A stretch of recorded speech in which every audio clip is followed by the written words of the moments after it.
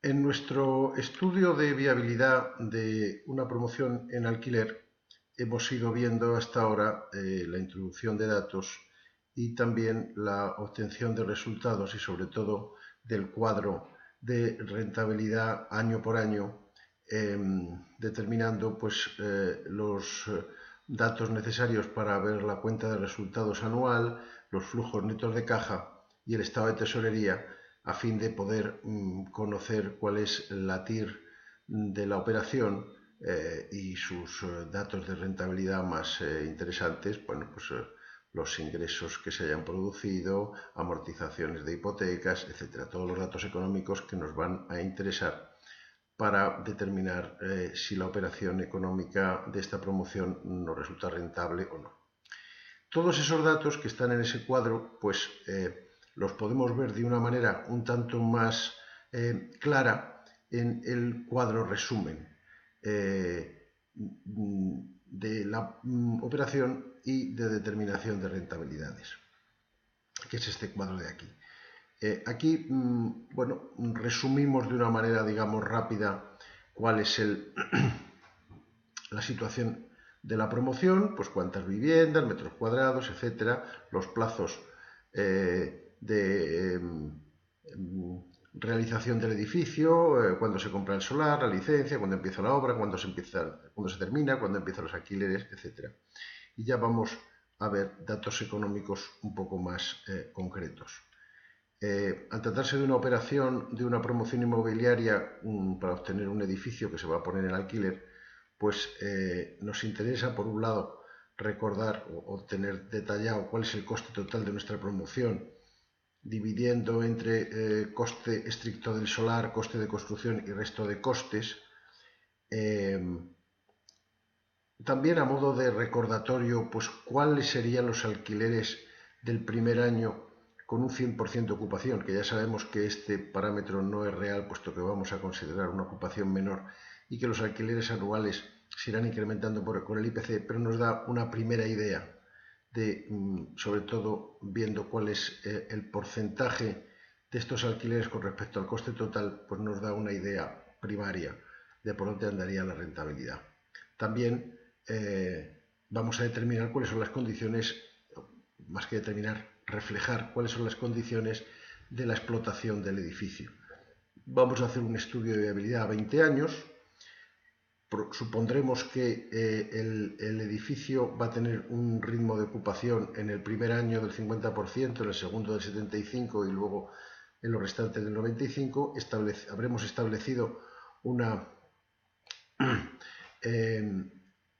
hipótesis de incremento de los precios de acuerdo con el IPC en los primeros años, un incremento del 0,5% y en el resto del 1,5%. Y también habremos establecido unas condiciones de remuneración de los capitales invertidos por los socios, un 3% de dividendos, y en el supuesto de que tengamos excesos de tesorería una vez cumplidas todas nuestras obligaciones, pues a partir de qué porcentaje de tesorería vamos a ir devolviendo capital. Estos son datos de partida que hemos reflejado en anteriores momentos y que se han detallado en vídeos anteriores. Este resumen pues nos va a decir, a efectos de financiación, es un recordatorio, porque no olvidemos que nosotros estamos haciendo una operación de alquiler que tiene dos fases. Una que es la fase de creación del edificio, de construcción, y luego lo que podemos llamar la promoción en sí, y luego otra fase que empieza a partir de ese momento, que es el periodo de explotación. Es donde ya una vez que hayamos construido el edificio y tengamos todas las posibilidades de ponerlo en alquiler, pues lo vamos poniendo en alquiler y vamos obteniendo una serie de rentas. Entonces, tenemos un momento inicial que es el del origen de la promoción, en el cual pues habremos tenido aquí un capital social que se habrá aportado, habremos negociado un préstamo hipotecario, en su momento habremos necesitado algún préstamo puente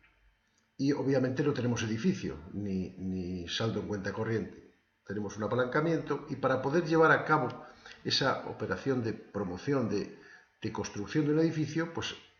estas estos recursos de fondos propios y ajenos que hemos tenido que movilizar, pues nos van a tener unos costes financieros, pues de aplazamiento de la compra del solar, del préstamo de coste del préstamo hipotecario, de préstamos puente, etcétera, etcétera. En el periodo de explotación, al final de ese periodo de explotación, que sería el año 2039,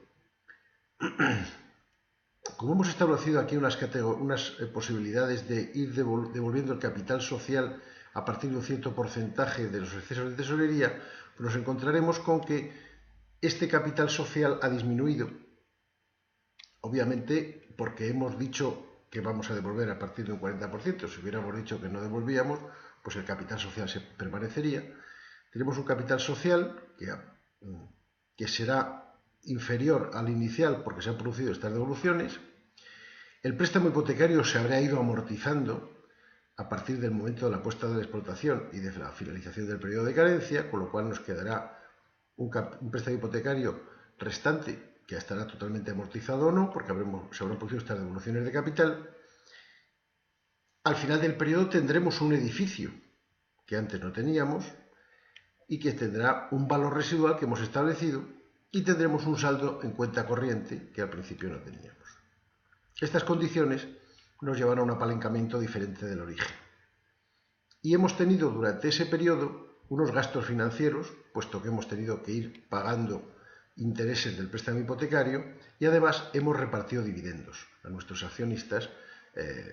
como modo obvio de remuneración de su esfuerzo en la aportación de capital inicial.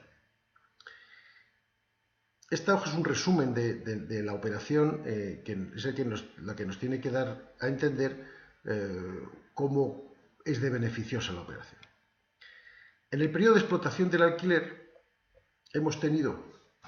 un total de ingresos por rentas, tanto de viviendas, locales, terciario, lo que sea,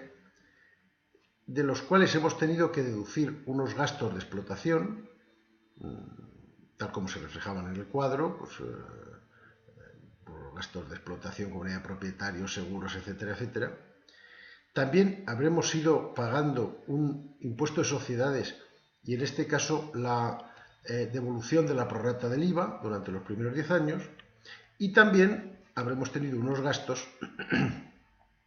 derivados de los pagos del crédito hipotecario, tanto amortización de capital como intereses. Entonces, si de estos ingresos deducimos todos estos gastos, nos queda un saldo neto de explotación en todo el periodo de 20 años. Con ese saldo neto de explotación, ¿qué hemos hecho? Pues, por un lado, hemos devuelto hemos pagado dividendos a los accionistas, tal como se reflejaba aquí, dividendos repartidos, y además hemos ido amortizando capital, porque era nuestra decisión, en el importe reflejado aquí. La suma de esos dos ítems pues son estos 3 millones. Y nos ha quedado un saldo en cuenta corriente. Esta es la aplicación de los 5 millones que se han generado en todo el periodo, tanto a dividendos y amortización de capital como a saldo. Si nosotros quisiéramos variar estos datos, bueno, y esta situación nos provoca el cuadro de rentabilidad que se ha visto en un anterior vídeo, pues nos ha generado una TIR de la operación. Hay un año de devolución de la inversión, de recuperación de la inversión, y tenemos una TIR del accionista del 8,34%, 8,30 en este caso, que la podemos comparar con el IPC medio del periodo para tener una idea de lo interesante o no que es esta operación. En un principio, a la vista de este cuadro, nosotros podemos seguir tomando algún tipo de decisión. Por ejemplo, este saldo en cuenta corriente no es mala política el que nuestro estudio de viabilidad, que es un estudio a futuro, pues hayamos hecho las cosas de manera de que al final del periodo tengamos una cantidad parecida al préstamo hipotecario que nos queda por devolver, porque una de nuestras decisiones podía ser amortizar anticipadamente, con lo cual hemos generado suficiente tesorería. Pero si esa no fuera nuestra operación y nosotros lo que quisiéramos es tener menos saldo en caja y dar más dividendos, bueno, pues a la vista de este resultado podríamos volver a nuestro estudio de tesorería en la explotación del alquiler y decir, bueno, pues vamos a ver qué ocurre si damos un 3,5% de dividendos. Calcularíamos, iríamos a ver el cuadro resumen, también lo veríamos en el cuadro de explotación, evidentemente. Y entonces, bueno, pues hemos repartido más dividendos de los que había en el caso anterior. A cambio, hemos mantenido en los excesos de tesorería las devoluciones de capital que había y a cambio pues tenemos menos saldo en cuenta. La rentabilidad obviamente no ha variado prácticamente. Entonces, a la vista de este cuadro, nosotros lo que, digamos, la mecánica sería establecer unas condiciones iniciales de dividendos y rentabilidad, calcular, ir al cuadro de explotación detallado para ver la mecánica, digamos, que ha habido ocurriendo, y luego ir a este cuadro en el cual nos va a dar los resúmenes totales e ir actuando.